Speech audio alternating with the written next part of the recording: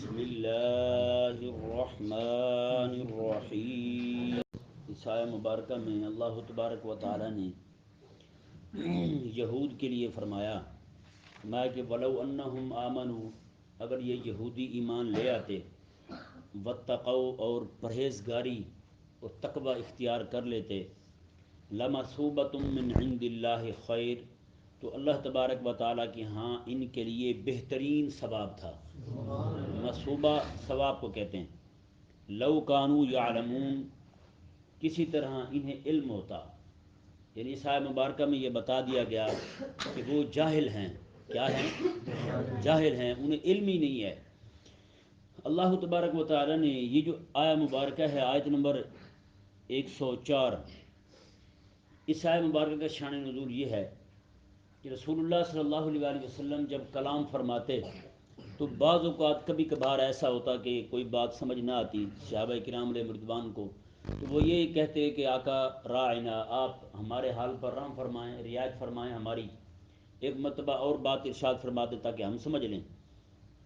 تو یہودی جو ہیں، منافقوں کا ٹولہ، یہ یہودی وہ بھی آ کر بیٹھتے تھے، اور یہی لفظ راعنا جو ہے یہ ان کی لغت میں یہ گالی تھا، یعنی کہ لفظ راعنا کا جو ایک معنی ہے ان کی زبان میں، عبرانی زبان میں احمق ہے، احمق بیوقوف کو کہتے ہیں۔ وہ نعوذ باللہ من ذالک رسول اللہ علیہ السلام کے سامنے بیٹھ کر ایسی باتیں کرتے تھے۔ اور آقا علیہ السلام کے صحابہ کرام علیہ رضوان میں حضرت سیدنا سعد بن معاذ رضی اللہ تعالیٰ عنہ، یہ ذہن میں رہے آپ یہودیوں کے حلیف تھے، یعنی جی پہلے ان کا بڑا گہرا تعلق تھا ان کے ساتھ، یہودیوں کے ساتھ۔ جب ممانت نہیں آئی تھی کہ ان کے ساتھ تم نے تعلق ختم کر دو، ان کے ساتھ تم تعلق ختم کر دو، اس سے پہلے ان کا بڑا گہرا تعلق تھا ان کے ساتھ، حضرت سیدنا سعد بن معاذ رضی اللہ تعالیٰ عنہ کا۔ تو آپ ان کی پوری زبان سمجھتے تھے جی، جس طرح ہمارے یہاں کچھ لوگ ہوتے تو یہ پنجابی ہیں جی، وہ پٹھانوں والی پشتو زبان جانتے ہیں، یا دوسری تیسری زبانیں جتنی بھی ہیں وہ جانتے ہیں۔ تو اسی طرح حضرت سیدنا سعد بن معاذ رضی اللہ تعالیٰ عنہ کو چونکہ ان کے ساتھ تعلق تھا، تو ایک دن ان یہودیوں نے آقا علیہ السلام کے سامنے بیٹھ کر یہ کہہ دیا، اس وقت سعد بھی موجود تھے۔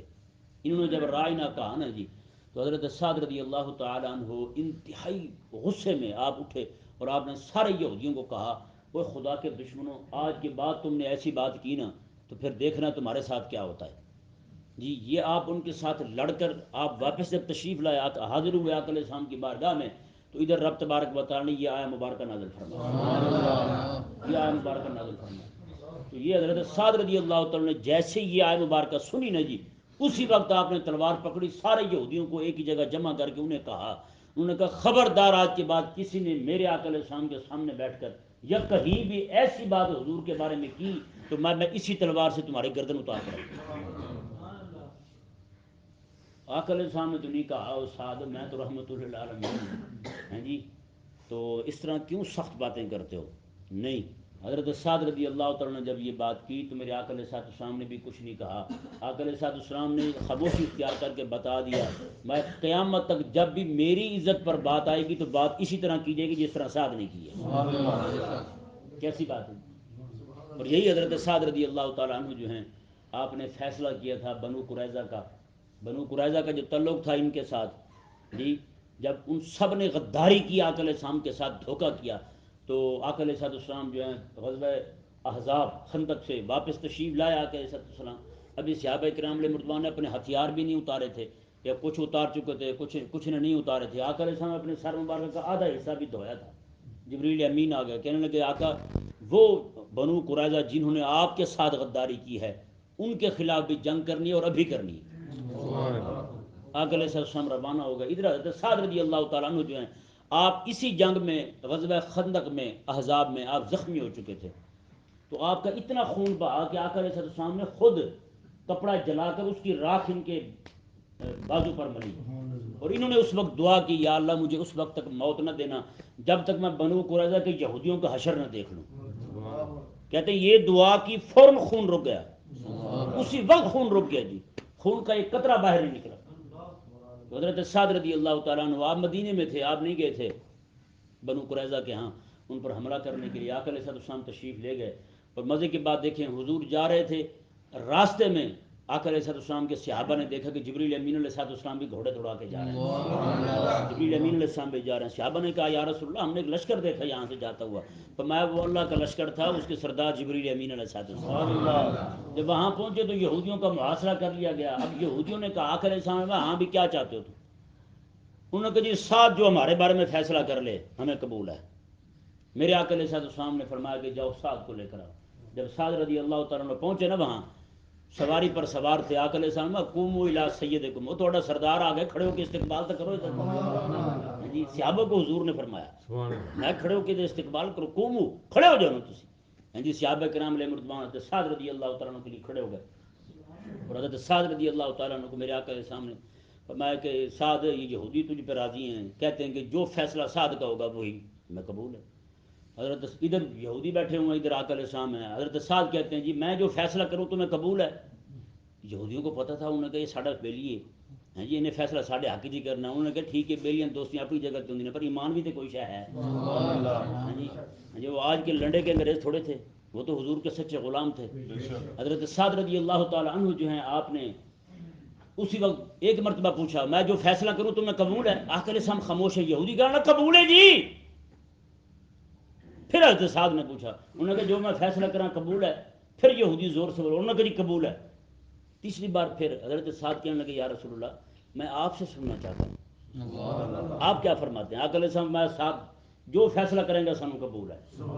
پھر حضرت سعد رضی اللہ تعالیٰ نے کیا فیصلہ کیا دیکھیں جی، اس قربان جائیں گے. جی امام الانبیاء علیہ السلام ہیں جو خدا تبارک و تعالیٰ کے بعد جن کا مقام ہے. جی وہ حبیب جو ہیں دیکھ رہے ہیں کہ سعد فیصلہ کیا کرتا ہے. اور آگے سے سعد جو ہے وہ فیصلہ کیا کرتے ہیں، کہتے ہیں آقا یہودیوں کے سارے مردوں کو قتل کر دیا جائے اور ان کی ساری عورتوں کو اور بچوں کو قیدی بنا لیا جائے. یہ جب فیصلہ کیا نا حضرت سعد نے دیکھا حضور کی طرف، میرے آقا علیہ السلام میں سعد تو اج وہ فیصلہ کیتا ہی جو رب تبارک و تعالیٰ نے فیصلہ فرمایا ہے. تیرے فیصلے تو رب بھی راضی ہے تو رسول بھی راضی ہے. کیسی گل ہے. پھر آقا علیہ السلام اسی دن سب یہودیوں کو پکڑ کے گرفتار کر کے لائے مدینے میں. مدینے میں سارا بازار توڑو توڑ کھود دیا گیا. سارے بازار کے اندر ان سب یہودیوں کو ذبح کر دیا گیا، ان کے سارے مردوں کو بالغ لڑکے تک. اور ایک لڑکا خود بتاتا ہے، وہ بعد میں صحابی بن گیا تھا، وہ کہتے جی میں چھوٹا سا تھا، مجھے بھی انہوں نے دیکھا کیسے وہ چھوٹا سا تھا. انہوں نے کہا میری دھوتی چوک کے دیکھی، انہوں نے بھی اے بھی بالغ ہوا یا نہیں ہوا. انہوں نے کہا جب انہوں نے دیکھا تو میں تو چھوٹا سا تھا، مجھے چھوڑ دیا. پھر انہوں نے کہا نہیں کہ انہوں چھاڑ دو. بعد میں وہ بھی اللہ تعالیٰ نے اس کے دل میں اسلام کی محبت پیدا کر دی. یعنی وہ بعد میں وہ آقا علیہ السلام کے غلام بنے. بعد میں وہ بیٹھ کے لوگوں کو بتاتے تھے، انہوں نے کہا میں تو اس گل تو چھوٹے سی جی، میں چھوٹا سی تاں بچ گیا سی، ورنہ میں بھی بڑے جانا سی. ایک ہی دن کے اندر ایک روایت میں 600 لوگ ہیں، 700 800 لوگ 800 600 بھی ہوں یار، 600 بندے اس رحمت للعالمین نبی نے ایک ہی دن میں ذبح کروائے. ذبح کروا کے مدینے کے بازار میں اسی طرح نیچے دبا دیا گیا، اوپر جہاں مٹی ڈال دی گئی. یار پڑھ کے سناؤ نا ذرا رحمت للعالمین والی آیتیں. اے بھی پڑھ کے تو دسو نا رحمت للعالمین نے حضور. یہ پڑھ کے کیوں نہیں بتاتے مولوی؟ سبحان اللہ. یہ ذہن میں رہے یہودی اس وقت بھی میرے آقا علیہ السلام کا دشمن تھا، یہودی آج بھی دشمن ہے. یہودیوں کی دشمنی جو ہے وہ بڑھتی جا رہی ہے، دن بدن ان کی دشمنی بڑھے گی.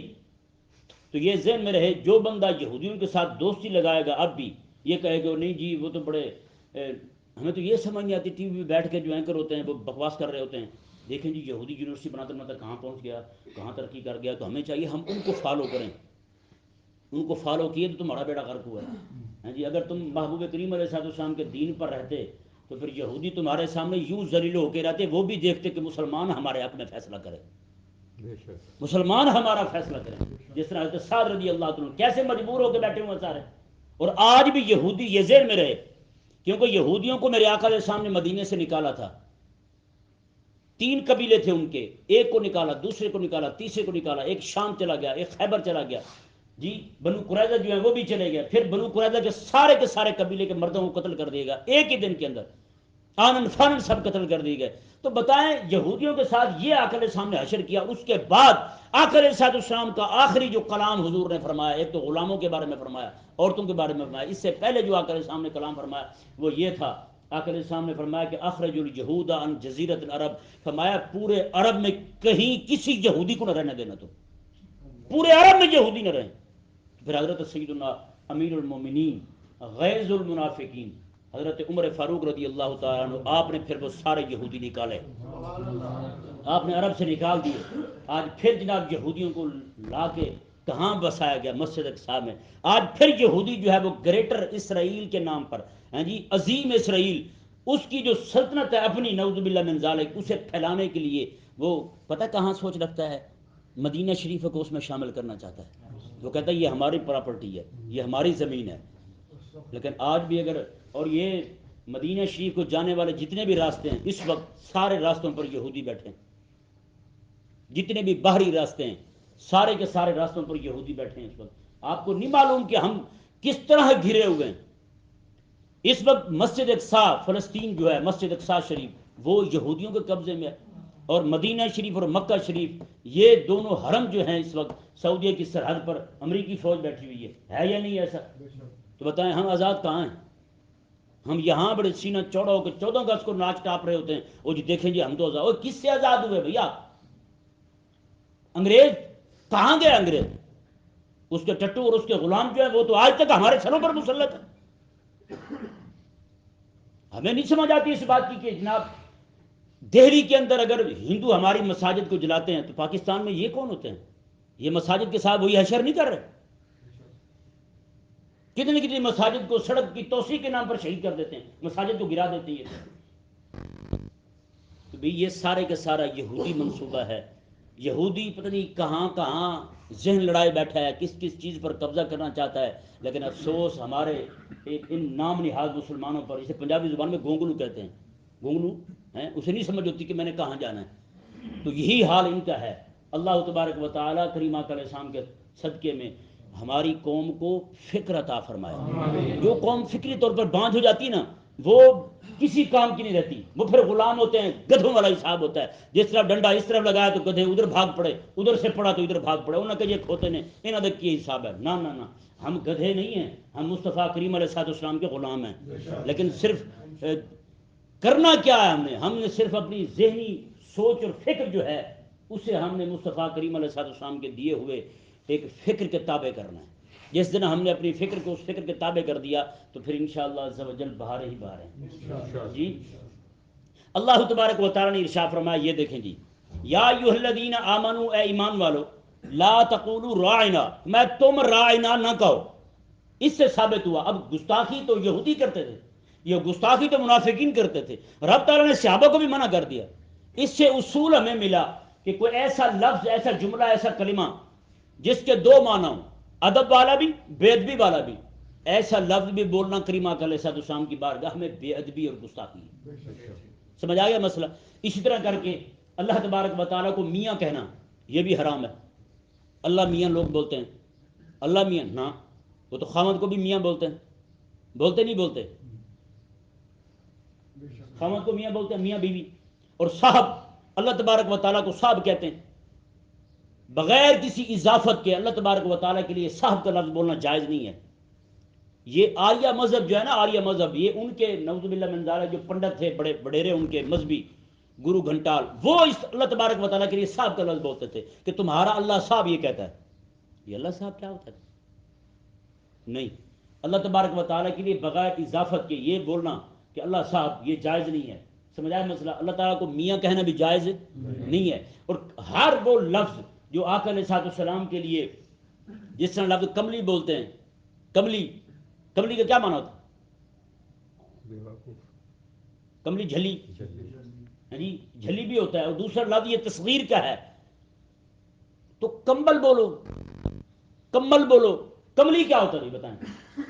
تو اس طرح کر کے ایسے سارے الفاظ جو منہ میں توہین ہوں وہ کریم آقا علیہ السلام کی بارگاہ میں یا آقا علیہ السلام کے لیے یا پاکان امت کے لیے بولنا شرعن حرام، حرام اشد حرام ہے. اسی سے، اسی آیت مبارکہ سے ہمیں یہ اصول ملا ہے. رب تبارک و تعالیٰ نے پھر کیا فرمایا کہ تم کیا کہو؟ فرمایا کہ وقول انظرنا واسمعوا، فرمایا کہ تم میرے حبیب کی بارگاہ میں بیٹھو تو یہ کہو انظرنا یا رسول اللہ، یا رسول اللہ آپ ہم پر نظر کرم فرمائیں. ہاں جی، یہ کہو واسمعوا. اور رب تبارک و تعالیٰ نے ساتھ ساتھ تنبیہ بھی کر دی، میں واسمعوا، اور تم پہلے ہی غور سے سنو نا، تم پہلے ہی غور سے سنو، تمہیں کہنا ہی نہ پڑے کہ حبیب ذرا بیان تو کر دیں کیا کہا ہے. میں نہ پہلے غور سے سنو تم. کیسی بات ہے؟ پہلے یہ حکم دیا کہ تم نے یہ کہنا ہے، پھر یہ رب نے فرمایا کہ تم غور سے کیوں نہیں سنتے؟ واسمعوا، تم پہلے غور سے سنو. پھر فرمایا وللکافرین عذاب علیم، کافروں کے لیے دردناک عذاب ہے. کافروں کے لیے دردناک عذاب ہے. اسی آیا مبارکہ کے تحت امام بغوی رحمۃ اللہ علیہ نے ارشاد فرمایا کہ عذاب علیم کے تحت میں کہ عذاب مؤلم، کہ وہ عذاب جو درد پہنچائے. فرماتے ہیں کہ یہ جو عذاب ہے اس کا درد سیدھا دل کو چڑھے گا.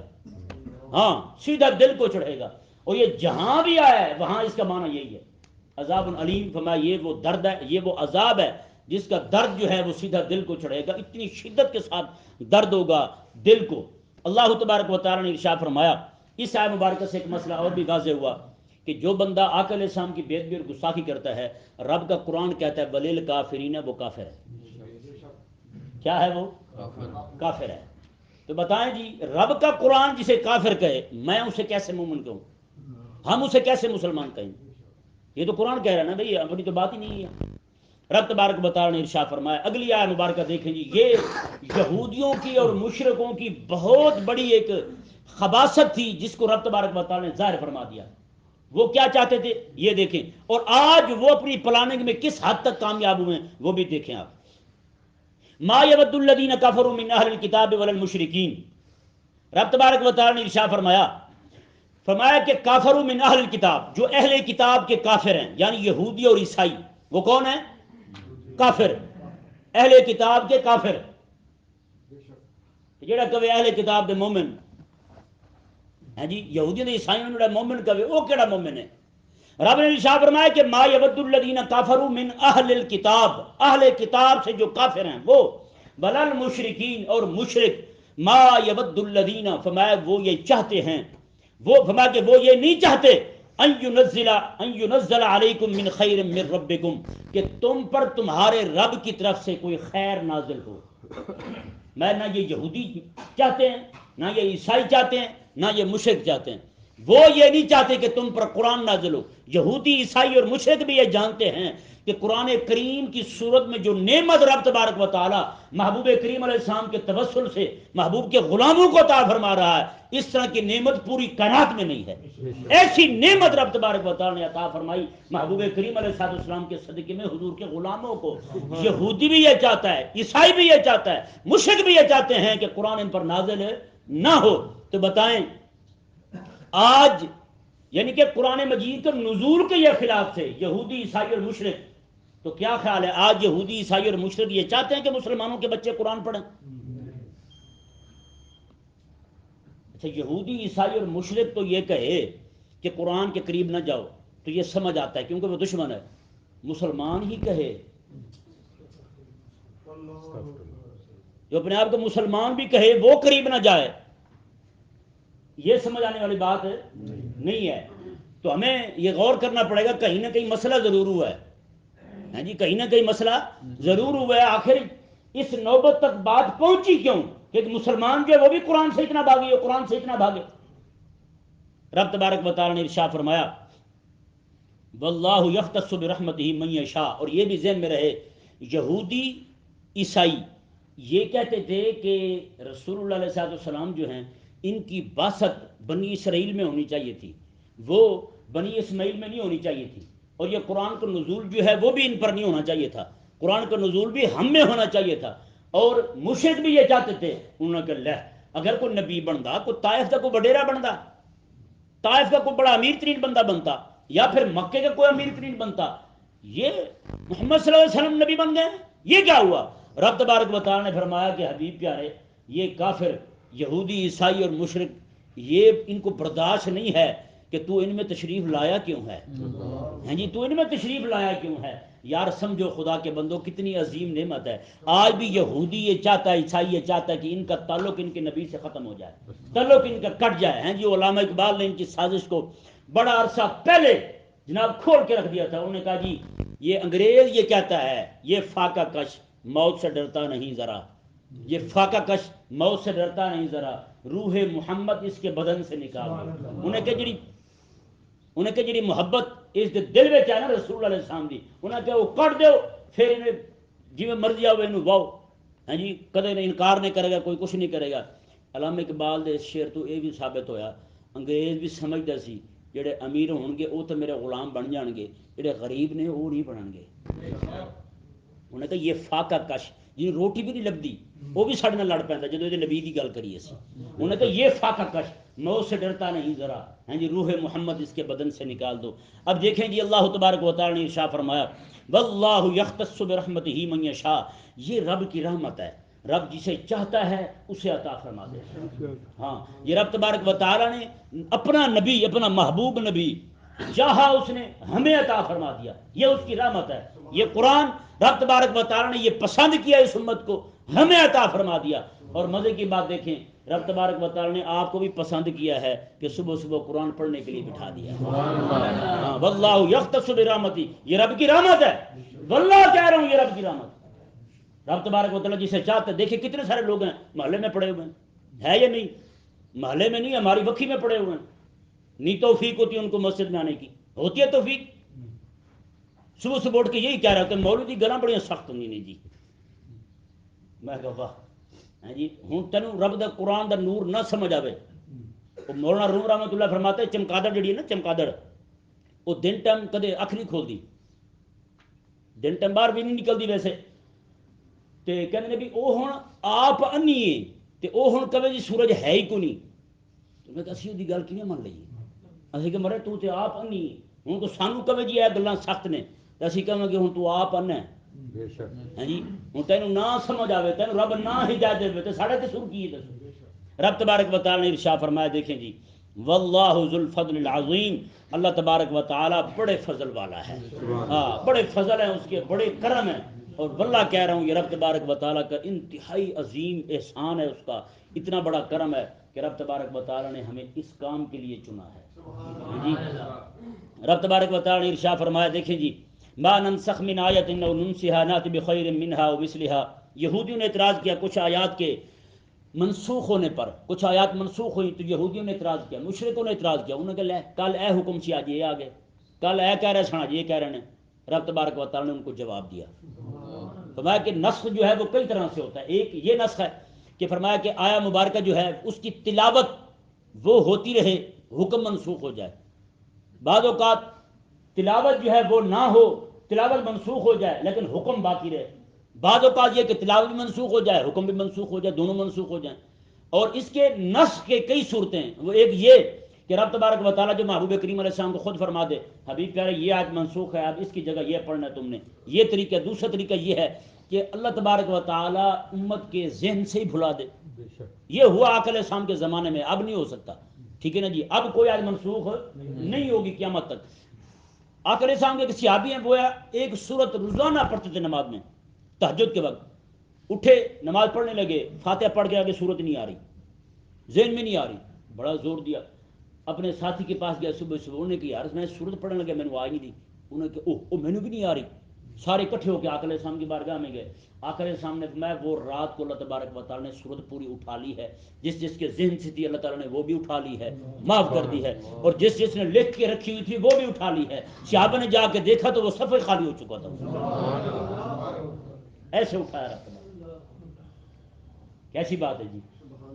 یہودیوں نے اعتراض کیا، انہوں نے کہا یہ ایک ہی ہے، رب تبارک و تعالیٰ نے پھر جواب دیا، فرمایا یہ تو رب کی شان ہے، رب تبارک و تعالیٰ سردی سے گرمی کو منسوخ کرتا ہے، ہاں جی دیکھو گرمی آ رہی ہے تو سردی رخصت ہو رہی، رب تعالیٰ سردی سے گرمی کو منسوخ کرتا ہے، گرمی سے سردی کو منسوخ کرتا ہے، دن سے رات کو منسوخ کرتا ہے، رات کو دن سے منسوخ کرتا ہے، ہاں جی بچپن کو ہاں جی جوانی سے منسوخ کرتا ہے، جوانی کو بڑھاپے سے منسوخ کرتا ہے، زندہ کو میت ہونے سے منسوخ کرتا ہے، یہ تو رب کی شان ہے، نہ تم کیسی باتیں کرتے ہو۔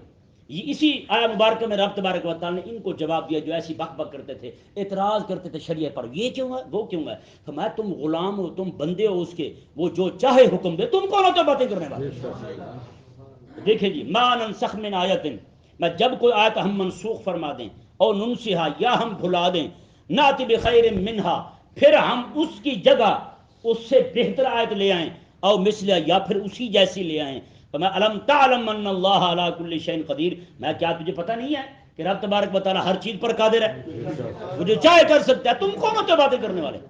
رب تبارک و تعالیٰ نے ارشاد فرمایا الم تعلم ان اللہ لہ ملک السماوات والارض، میں کیا تم نہیں جانتے کہ بے شک زمین اور آسمانوں کی بادشاہی اسی کی ہے، اسی کی بادشاہی ہے. وما لکم من دون اللہ من ولی ولا نصیر، اور فرمایا کہ اللہ تبارک و تعالیٰ کے علاوہ نہ کوئی تمہارا حمایتی ہے نہ کوئی تمہارا مددگار ہے. اللہ تبارک و تعالیٰ کرے کہ ہماری قوم کو سمجھ آئے ہمارا حقیقی مددگار، ہمارا اصل حمایتی وہ رب تبارک و تعالیٰ ہے. نہ واشنگٹن ہے، نہ لندن ہے، نہ کوئی اور دنیا کا کافر مشرک ہے. ہمارا مددگار صرف اور صرف کون ہے؟ اللہ تبارک و تعالیٰ ہے. اللہ تبارک و تعالیٰ سمجھ